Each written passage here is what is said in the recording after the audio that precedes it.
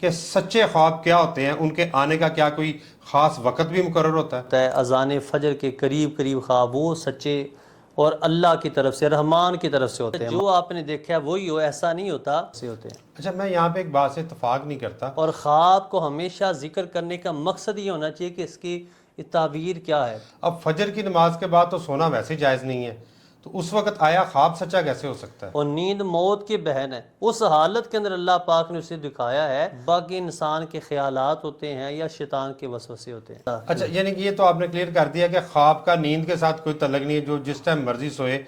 جی، سام کے حوالے سے بیان کیا گیا کہ یہ خفیہ دشمن کی طرف نشانہ ہوتا ہے، اور وہ سوتا وقت پہ نہیں، خیال نہیں کرتا، تو وہ اس کے وسوسے ہوں گے، شیطان کی طرف سے سارا کچھ ہوگا کہ اس کے اس عمل کے سچا ہونے سے پہلے اللہ نے کچھ نہ کچھ اسے اشارتاً دکھا دیا۔ السلام علیکم ناظرین، آپ دیکھ رہے ہیں ہمارا پیارا چینل قرآن ویو۔ آج کا ہمارا موضوع ہے خواب اور اس کی تعبیر، سچے خواب اور جھوٹے خواب۔ خواب کے کیا وقت ہوتے ہیں، کون سے خواب سچے ہوتے ہیں، اس موضوع پر آج ہم بات کریں گے۔ ہمارا ساتھ دیں گے جناب مفتی محمد شہزاد کامران صاحب۔ مفتی صاحب، ایک چیز عام روٹین میں دیکھنے میں آتی ہے، لوگ اکثر ذکر کر رہے ہوتے ہیں، آج میرے خواب میں یہ بات دیکھی، میں اس طرف جا رہا تھا تو میں نے خواب میں یہ چیزیں دیکھیں۔ تو پہلے تو ہمارے ناظرین کو بتائیے گا کہ سچے خواب کیا ہوتے ہیں، ان کے آنے کا کیا کوئی خاص وقت بھی مقرر ہوتا ہے؟ جی، بڑا اچھا آپ کا سوال ہے۔ خواب کے حوالے سے تو خواب تین طرح کے ہوتے ہیں۔ ایک رحمان کی طرف سے ہوتا ہے، اللہ کی طرف سے، جیسے کہ اللہ پاک نے سورہ یوسف کے اندر حضرت یوسف علیہ السلام کے خواب کو ذکر کیا۔ کچھ خواب اللہ رب العزت کی طرف سے ہوتے ہیں، اشارتاً انسان کی رہنمائی کے لیے زندگی کے اندر، جس طرح انبیاء کے خواب ہو گئے۔ اسی طرح کچھ خواب ہوتے ہیں جو انسان کے دن بھر کے مشاغل، خیالات، تصورات جو ہوتے ہیں، ذہن کے اوپر جو بوجھ ہوتا ہے، تصورات ہوتے ہیں، وہی خیالات اس کے ذہن کے اندر جب سوئے ہوتے ہیں۔ مفتی صاحب، اس میں یہ بتائیے گا کہ خواب کا کوئی وقت بھی ہوتا ہے؟ جی بالکل، میں عرض کرتا ہوں، تیسرا خواب ہوتا ہے شیطان کی طرف سے خواب ہوتا ہے۔ تو یاد رکھیں، خیالات ہیں ایک، اللہ کی طرف سے جو خواب ہوتے ہیں وہ سچے خواب ہیں، اور جو شیطان کی طرف سے ہوتا ہے وہ وسوسہ ہوتا ہے، گناہ کی طرف رغبت ہوتی ہے، یا انسان کی ذہنی حالت جس طرح جو سوچ ہوتی ہے اسی طرف شیطان اس کی رہنمائی کرتا ہے۔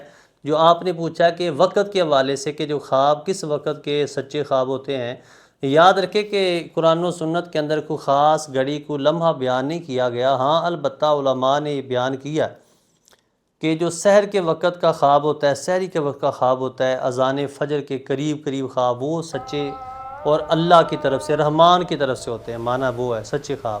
اور اسی طرح جو سحر کے بعد، فجر کے بعد انسان اگر سوتا ہے تو وہ جو لمحہ ہوتا ہے نا، گھڑی ہوتی ہے، یہ وہ خواب ہوتے ہیں جس کے بعد علماء نے بیان کیا زیادہ کہ یہ سچے خواب بھی ہوتے ہیں، اللہ کی طرف سے بھی ہوتے ہیں، اس کی رہنمائی بھی ہوتی ہے۔ تو یہ خواب باقی انسان کے خیالات ہوتے ہیں یا شیطان کے وسوسے ہوتے ہیں۔ اچھا، میں یہاں پہ ایک بات سے اتفاق نہیں کرتا۔ ابھی آپ نے کہا کہ جو فجر کی نماز کے بعد، اب فجر کی نماز کے بعد تو سونا ویسے جائز نہیں ہے، تو اس وقت آیا خواب سچا کیسے ہو سکتا ہے؟ نہیں، فجر کے بعد دیکھیں کسی نے کوئی منع تو نہیں کیا سونے سے، کوئی ایسی حدیث، کوئی ایسی روایت تو نہیں کہ فجر کے بعد بندہ سو نہیں سکتا۔ انسان اگر سہ مثال آ کے دو جہاں صلی اللہ علیہ وسلم کی ساری، حضور السلام کی سیرت طیبہ، حضور ساری رات جو ہے اللہ کی بارگاہ میں عبادت کرتے، اور پھر اسی طرح سحر کے وقت جو تھے حضور السلام آرام بھی فرماتے۔ کچھ جو لمحہ تھا اذان فجر کے بعد بھی حضور آرام فرماتے، تو اذان فجر کے بعد کا بھی جب ذکر کیا جائے تو وہ بھی اسی میں آ جائے گا۔ تو لہٰذا اس میں منع نہیں کیا گیا کہ فجر کے بعد بندہ سو نہیں سکتا۔ ایک بندہ تہجد کے وقت اٹھا ہے، 2 بجے 3 بجے اٹھ کے اللہ کی عبادت کر رہا ہے، تو ڈیفینیٹلی اس پہ جب نیند کا غلبہ ہوتا ہے، اگر وہ بندہ سو جاتا ہے اس لمحے، تو وہ بھی ایسا لمحہ ہوتا ہے کہ اللہ کی طرف سے ہے۔ جس طرح ہمارا ذہن ہوتا ہے کہ شاید وہ سیر کا یا کام و کاج کا ایک وجہ ہوتی ہے، تو یہ اس بندے کا ذکر ہے کہ جو بندہ عام روٹین میں راتوں کو جاگتا ہے، اٹھتا ہے، تو پھر اس کا خواب ہی سچا خواب وہ اس وقت میں آئے گا۔ دیکھیں، ہم اپنے ٹاپک کی طرف آتے ہیں، اس سے پہلے ابھی آپ نے جو ذکر کیا اس کو کلیئر کر لیں۔ ایک بندہ رات دیر تک جاگتا ہے اور صبح دیر تک سوتا ہے، اس کے اوپر تو حدیث اتری ہوئی ہے کہ جو بندہ رات دیر تک جاگے گا، صبح دیر تک سوئے گا، ٹھیک ہے، اس گھر میں برکت ہی نہیں آ سکتی۔ جی بالکل، وہ ایک الگ موضوع ہے۔ مثال کے طور پہ جناب حضرت عمر فاروق رضی اللہ تعالیٰ عنہ کے دور کے اندر تو باقاعدہ لوگوں کو سختی کی جاتی تھی کہ وہ عشاء کے بعد جلدی سو جائیں تاکہ فجر ہوا۔ اور مشکوٰۃ شریف کی حدیث پاک ہے، جس بندے نے عشاء کی نماز جماعت سے پڑھی، اللہ تعالیٰ اسے آدھی رات کی عبادت کا ثواب عطا فرماتا ہے۔ اور جو صبح فجر بھی اٹھ کے جماعت سے پڑھ لے، اللہ پوری رات عشاء اور فجر کے درمیانی ساری رات کو اللہ اس کے لیے نفل کا درجہ کرا دے۔ یہ تو اس کے لیے طریقہ یہی ہے کہ ہم نے اپنی زندگی کے معمولات بدل دیے ہیں۔ ہم سارا دن سوئے رہتے ہیں، 2 بجے 1 بجے 12 بجے ہمارے ناشتے ہوتے ہیں، ساری صحیح رات پھر ہم جاگتے ہیں۔ ہم نے اپنی زندگی کا معیار الگ سے، جب کہ اللہ پاک نے قرآن پاک کے اندر بھی ارشاد فرمایا کہ اللہ پاک نے رات کو بنایا تمہارے سکون کے لیے، اللہ پاک نے آرام کے لیے اس کو ذریعہ بنایا ہے۔ تو یہ سونا ایک ویسے ایک غلط طریقہ ہے، یہ مسلمانوں کا انداز نہیں کہ فجر کے وقت بھی سویا رہے۔ ایسا بندہ جب اٹھتا ہے تو نبی پاک صلی اللہ علیہ وسلم نے ارشاد فرمایا کہ جو بندہ فجر کے وقت اٹھا تو فرمایا اس کے شیطان جب بندہ سوتا ہے تو اس کی گدی پہ 3 گرے لگا دیتا ہے۔ تو جب بندہ وہ صبح اذانوں کے وقت اٹھتا ہے تو صرف اٹھنے سے اللہ پاک اس کی ایک گرہ جو ہے وہ کھل جاتی ہے، اور پھر اس کے بعد انسان جب وضو کرتا ہے دوسری گرہ کھل جاتی ہے، پھر وہ فجر کی نماز پڑھتا ہے، اللہ تعالیٰ ساری گریں اس کی کھول دیتا ہے، یہاں تک کہ وہ تر و تازہ خوشباش ایک صبح کا آغاز کرتا ہے۔ اس کے برعکس وہ جو بندہ نہ اذان کے لیے اٹھا، نہ وضو کے لیے اٹھا، نہ نماز کے لیے اٹھا، وہ جب اٹھتا ہے تو نحوست کے ساتھ اٹھتا ہے۔ جس کاروبار کی طرف جائے گا اس میں نحوست ہو چکی، چونکہ اس کا آغاز ہی اچھا نہیں ہے۔ تو اس لیے ہم اگر چاہتے ہیں تو اپنی زندگی کو اس طرح بنائیں کہ نماز ہماری نہ رہے اور اس طرح کے بے ہنگم سے زندگی نہ گزاریں۔ ایک بندہ رات کو 10 بجے سو گیا جی اور ایک بندہ رات کو 1 بجے سویا ہے، اب جو صحیح خواب ہے اس کے آنے کا کیا کوئی وقت مقرر ہوتا ہے کہ یہ خاص ایک لمحہ، جیسے ابھی آپ نے بتایا کہ سحر کے وقت آئے گا، نماز فجر سے کچھ لمحہ پہلے جو خواب آئے گا اس کی تعبیر ہوگی، وہ سچا خواب ہوگا، تو یہ جو فرق میں نے بتایا اس کے ساتھ کیا بتائیں ذرا اس کو؟ جی، اس میں یاد رکھیں کہ اس میں خواب کی جو سچائی ہے اس میں کسی بھی طرح سے نیند کا عمل دخل نہیں ہے کہ عشاء کے وقت بندہ سوئے یا 12 بجے سوئے، اس طرح نہیں۔ یہ خواب کی حقیقت اور اس کی سچائی اللہ کی طرف سے ہے، جیسے حضرت یوسف علیہ السلام کا خواب ہے اور قرآن پاک میں دیگر چیزیں بیان کی گئی۔ یاد رکھیں اس میں اس خواب کو سچا ہے یا نہیں ہے اللہ پاک کو معلوم ہے۔ انسان نے دیکھ لیا، مثال کے طور پہ اس نے دیکھا میں حج کر رہا ہوں، اب یہ حقیقتاً وہ کہہ جی سچ ہو جائے، وہ سچ کیسے ہوگا جب اللہ کی طرف سے منظوری ہوگی؟ تو صرف دیکھ لینا اس حالت میں ہو سکتا ہے، بعد بندہ مکے کو دیکھتا ہے، مدینے دیکھتا ہے، کوئی اچھی چیز تو دیکھتا ہے تو نیکی کی طرف رہنمائی ہو جاتی ہے۔ حقیقت یہ نہیں ہوتی کہ خواب کے اندر جو آپ نے دیکھا ہے وہی ہو، ایسا نہیں ہوتا، بلکہ یہ خواب کی سچائی جو ہے وہ کسی بھی طرح سے یاد رکھیں، نیند سے اس کا کوئی عمل دخل نہیں کہ فلاں وقت سوئے یا فلاں وقت جاگے تو کیا سچا ہوگا، سحر کے وقت ہوگا، نہیں۔ یہ من اللہ ہوتا ہے، اللہ کی طرف سے جو خواب ہوتا ہے وہ سچا ہوتا ہے، وہ اللہ بہتر سمجھتا ہے۔ باقی وسوسے ہوتے ہیں، انسان بے نمازی ہے اور وہ سوتا وقت پہ نہیں، خیال نہیں کرتا، تو وہ اس کے وسوسے ہوں گے، شیطان کی طرف سے سارا کچھ ہوگا۔ جو اللہ کی طرف سے منظوری ہوگی تو وہی اس کی سچائی کا۔ اچھا، یعنی کہ یہ تو آپ نے کلیئر کر دیا کہ خواب کا نیند کے ساتھ کوئی تعلق نہیں ہے، جو جس ٹائم مرضی سوئے اس کو کسی ٹائم بھی خواب آ سکتا ہے، مگر ایک لمحہ آپ نے بتا دیا کہ سحر کے وقت۔ اب دوسری بات یہ ہے کہ جیسے سحر کے وقت خواب آتا ہے، اکثر لوگ یہ بات کرتے ہیں جی میں نے خواب میں یہ دیکھا، وہ میرا خواب سچ ہو گیا، یہ کیا چیز ہے؟ جی بالکل، اگر وہ جو اس نے دیکھا ہے وہ سچ ہو گیا تو یہ اللہ کی طرف سے ہے، کیونکہ اللہ پاک کی قدرت کے علاوہ اللہ کی منشا کے بغیر کچھ نہیں ہو سکتا۔ اگر وہ کہتا ہے میں نے جو دیکھا تھا وہ سچ ہو گیا تو یہ حقیقتاً اللہ کی طرف سے تھا۔ اگر وہ سچ نہیں ہوا تو یاد رکھیں انسان کی اپنی کمزوری ہو سکتی ہے، غلط خیالات ہو سکتے ہیں، وسوسہ ہو سکتا ہے، جبکہ جو اللہ کی طرف سے اگر اس کا واقعتاً سچ ہو گیا تو یہ اللہ پاک نے مہربانی کی کہ اس کے اس عمل کے سچا ہونے سے پہلے اللہ نے کچھ نہ کچھ اسے اشارتاً دکھا دیا۔ جیسے اللہ کی حضرت یوسف علیہ السلام کو اللہ پاک نے دکھا دیا کہ 7 گائیں ہیں اور دبلی پتلی ہیں، موٹیوں کو کھا جاتی ہیں، اسی طرح 7 بالیاں ہیں وہ تر و تازہ کو کھا جاتی ہیں۔ تو یہ آپ نے اس کے بعد 7 سال بعد یہ سارا کچھ ہونا تھا، لیکن اللہ پاک نے 7 سال پہلے، یہ تو ہے نا کہ انسان کا 2 دن بعد 4 دن بعد، تو وہ 7 سال بعد خواب کی تعبیر پوری ہو رہی ہے اور اللہ کی طرف سے ہو رہی ہے، تو بالکل اس طرح ہو سکتا ہے۔ اچھا، یہ بھی بتائیے گا کہ اکثر لوگ یہ کہا جاتا ہے کہ آپ نے جو خواب دیکھا ہے اس کو کسی سے ذکر نہ کریں، کم سے کم 3 روز تک ذکر نہ کریں، اگر آپ نے جھوٹا خواب بھی دیکھا، آپ نے ذکر کیا تو وہ سچ بھی ہو سکتا ہے، ایسا بھی کوئی معاملہ ہوتا ہے؟ جی بالکل، ایسا علماء نے بیان فرمایا کہ کسی سے بیان کرنا، ہر کسی سے بیان کرنا، اس سے منع کیا گیا ہے۔ اس کی وجہ یہ ہے کہ ہر کوئی معبر نہیں ہے، تعبیر نہیں جانتا. آپ جس کو بتائیں گے اس کا الگ سے تعبیر کرے گا، الگ سے ڈیفینیشن کرے گا، الگ سے رائے قائم کرے گا.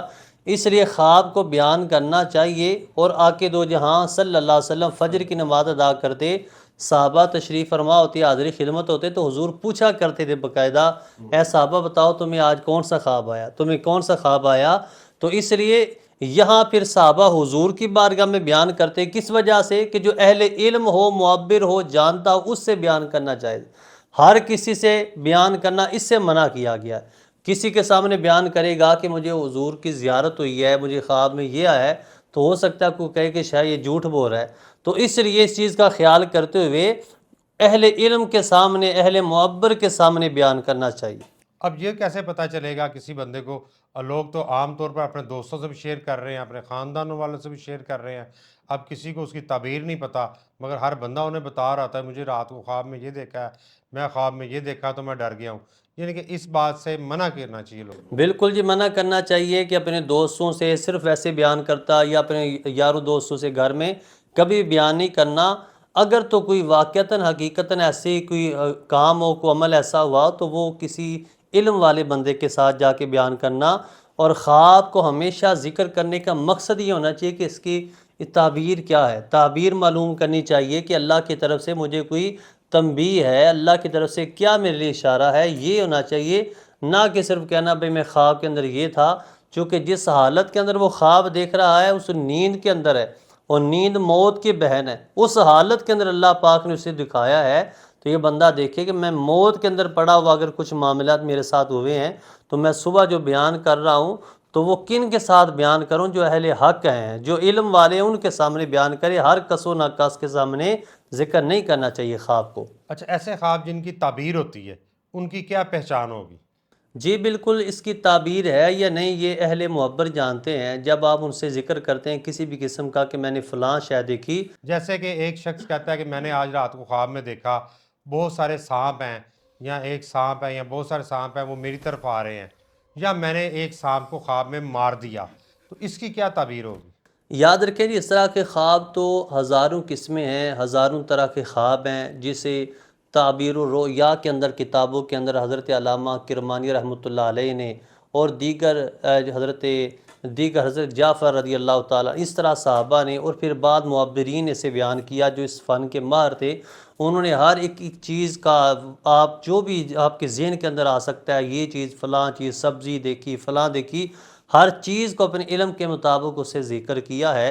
لیکن ہمیشہ یاد رکھے جو کچھ خواب کے اندر دیکھتے ہیں یہ ضروری نہیں کہ ویسے ہی اس کی تعبیر ہو، ویسے ملتا جلتا ہو. بعض اوقات انسان دیکھتا کچھ ہے لیکن اس کی تعبیر کچھ اور ہوتی ہے، تعبیر اس کی کچھ اور ہوتی ہے. لیکن اللہ پاک نے حضور نبی اکرم صلی اللہ علیہ وسلم کو اللہ پاک نے شان دی ہے کہ اگر خواب کے اندر کوئی نبی پاک صلی اللہ علیہ وسلم کی زیارت کرتا ہے تو نبی پاک نے فرمایا تم میں سے جس نے مجھے خواب میں دیکھا اس نے مجھے حقیقتاً دیکھا. کہ یہ تو حدیث مبارکہ ہے نا کہ نبی کریم صلی اللہ علیہ وسلم نے فرمایا کہ شیطان کبھی بھی میری شکل و شباہت اختیار نہیں کر سکتا. جس نے مجھے خواب میں دیکھا وہ یقین کر لے کہ اس نے مجھ کو ہی خواب میں دیکھا. من رآنی فقد رأى الحق، جس نے مجھے دیکھا اس نے مجھے ہوئی کو دیکھا. تو شیطان چونکہ میرا روپ خواب کے اندر بھی نہیں ڈال سکتا، تو باقی وسوسوں کی صورت میں کسی بھی صورت میں آ سکتا ہے لیکن اس صورت میں نہیں آ سکتا. میں نے جیسا کہ اپنا سوال کیا کہ خواب کے اندر سانپ کو دیکھنا، اس کی تعبیر کیا ہے؟ جی سانپ کے حوالے سے بیان کیا گیا کہ یہ خفیہ دشمن کی طرف نشانہ ہوتا ہے، نشان ہے، اشارہ ہوتا ہے کہ خفیہ دشمن کی طرف اسے اشارہ دلالت کرتا ہے کہ آپ نے کس حالت میں دیکھا، کس رنگ کا تھا. پھر اس کی کئی وجوہات اسے ذکر کی گئی ہے، الگ سے بیان کیا گئے. سانپ پہ آپ نے قابو پا لیا یا سانپ نے آپ کو ڈس لیا، ہر ایک کی الگ الگ سے تعبیر ہے. جس حالت کے اندر دیکھا، چھوٹا سانپ تھا، بڑا کس طرح. جی میں نے خواب میں سانپ دیکھا اور میں نے اس کو مارا، اس کا کیا معنی ہوگا؟ اس کا معنی ہوتا ہے کہ یہ بندہ اپنے دشمن پر قابو پا لے گا، اپنے جس سے اسے خطرہ تھا اس پہ قابو پا لے گا، یا کوئی اس کی مشکل تھی اس پہ قابو پا لے گا، آسانی ہو جائے گی. اس کا معنی یہ ہوتا ہے خفیہ دشمن تھا، خفیہ معاملہ تھا، خفیہ کو پریشانی تھی، اس پہ یہ قابو پا. آج ہم نے جاننے کی کوشش کی مفتی صاحب سے کہ سچے خواب کیا ہوتے ہیں اور ان کا کیا کوئی خاص وقت مقرر ہوتا ہے، اور جو خواب ہوتے ہیں ان کی تعبیر کیا ہوتی ہے. تو آج کا ہمارے چینل سے پہلا میسج آپ کو یہ ہے کہ آپ کوئی بھی خواب دیکھیں تو صرف صاحب علم سے ڈسکس کریں. اگر آپ کا کوئی بھی خواب ہو اور آپ اس کی تعبیر جاننا چاہیں تو ہمارے چینل کے ذریعے آپ ہمیں میسج کر سکتے ہیں, کمنٹس باکس میں بھی آپ ڈال سکتے ہیں. انشاءاللہ ہم کوشش کریں گے کہ آپ کو اس کی صحیح تعبیر بتائی جا سکے. تو اس کے ساتھ ہی اپنے ہوسٹ محمد ندیم باجوہ کو اجازت دیجیے گا. ہمارا چینل قرآن ویو, اس کو لائک کریں, شیئر کریں اور بیل کے آئیکن کو پریس کریں تاکہ ہماری ہر آنے والی نئی ویڈیو آپ تک پہنچ سکے. السلام علیکم ورحمۃ اللہ.